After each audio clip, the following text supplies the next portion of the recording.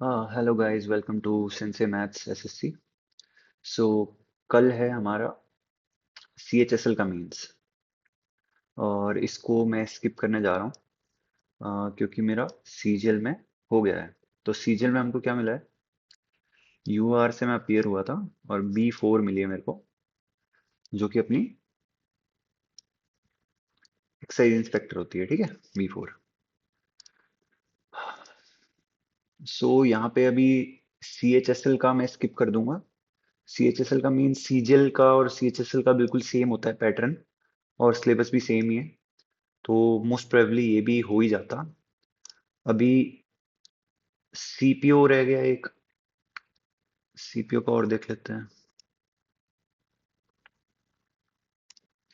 ये अपना सीपीओ का भाई स्कोर कार्ड प्री का प्री हो गया था हमारा क्लियर। प्री की कट ऑफ आपकी अराउंड 119 लगी थी यूआर की। तो यहाँ पे यूआर से ही मैंने अपीयर किया था, और यहाँ पे अपने 151 आए थे। देख रहे हो मैथ्स में अपने कितने आए? मैथ्स में 50 आउट ऑफ 50 आए मैथ्स में। इस बार पैटर्न चेंज हो गया था, और 30 मिनट्स में आपको 50 क्वेश्चंस करने थे मैथ्स के। तो इनफ टाइम होता है, क्योंकि इसके जो क्वेश्चंस का लेवल होता है वो हल्का सा कम होता है सीजीएल से। सो 25-26 मिनट में हो गए थे मेरे 50 में से 50। ठीक है अपने, और 151 पे हो गया था। बट मैं सीपीओ में भी अभी अपीयर नहीं होऊंगा, क्योंकि मेरे को जीएसटी इंस्पेक्टर की ही पोस्ट चाहिए थी, और जीएसटी इंस्पेक्टर हमें मिल गई है। अभी मैं आपको थोड़ा सा गाइड कर देता हूँ कि आपको एक्चुअली कैसे करना है। अभी आपकी प्रिपरेशन में आपको क्या स्टेप्स लेने हैं। तो देखो, सबसे पहले तो आप ये देखो, आपके 4 सेक्शन आते हैं यहाँ पे एग्जाम में।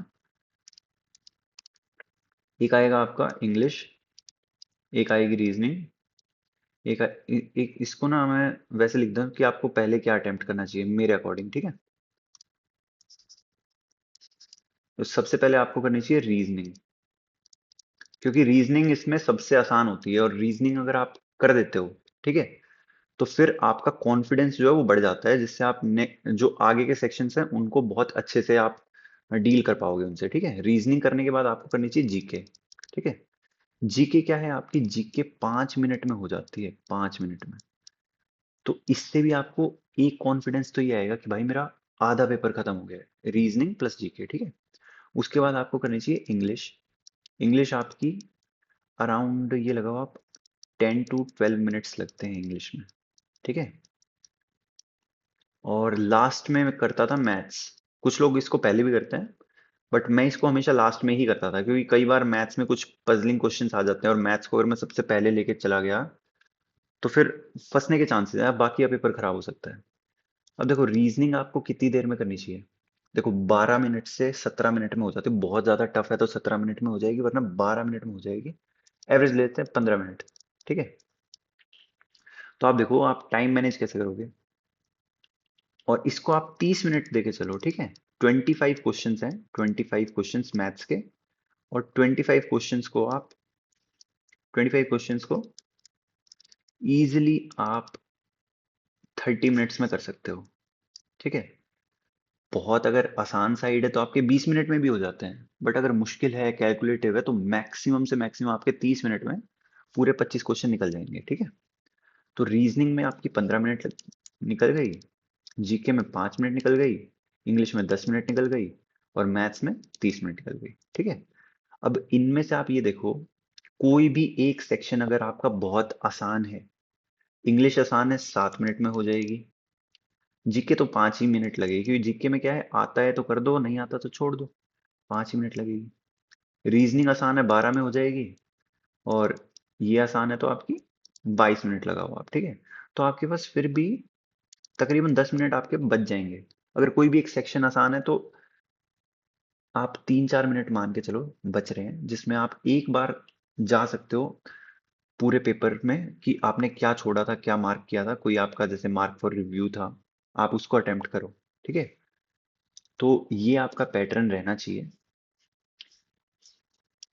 और कुछ थोड़ी सी बुक्स मैं आपको बता देता हूँ जो मैंने मेरी जर्नी में पढ़ी थी। तो सबसे पहले तो देखो, अगर इंग्लिश की बात करते हैं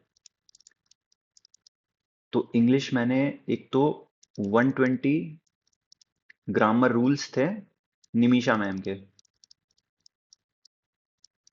ठीक है, सिर्फ 60 पेज की एक बुकलेट है, मतलब इनके हैंड रिटन नोट्स है सिर्फ 60 पेज के। ठीक है, और वोकैब के लिए ब्लैक बुक,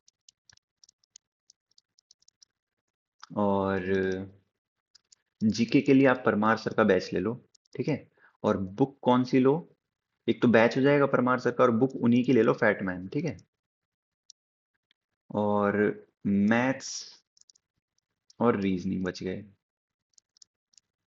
तो देखो, मैथ्स के लिए मैंने अब्बास सैनी सर का कोर्स लिया था, तो सुपर 100 लिया था मैंने।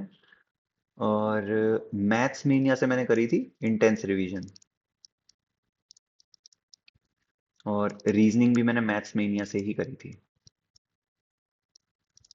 तो देखो, मैथ्स में इंडिया से और बैच, मतलब आप एक बार सिलेबस कंप्लीट कर लो किसी से भी। ठीक है, किसी भी सर से आप एक बार सिलेबस कंप्लीट कर लो, और उसके बाद जो आपकी रिविजन्स रहेंगे ना, रिविजन्स आप मैथ्स मेनिया से करना।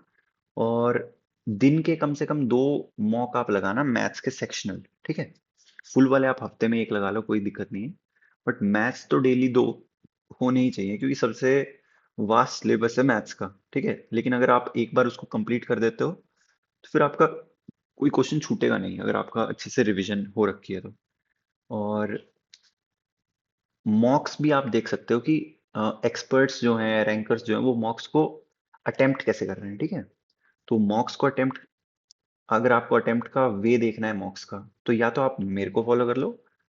ठीक है, मैंने अपने टाइम पे एप्टी मैथ्स को फॉलो किया था, एप्टी मैथ्स करके आपको एक चैनल मिल जाएगा यूट्यूब पे।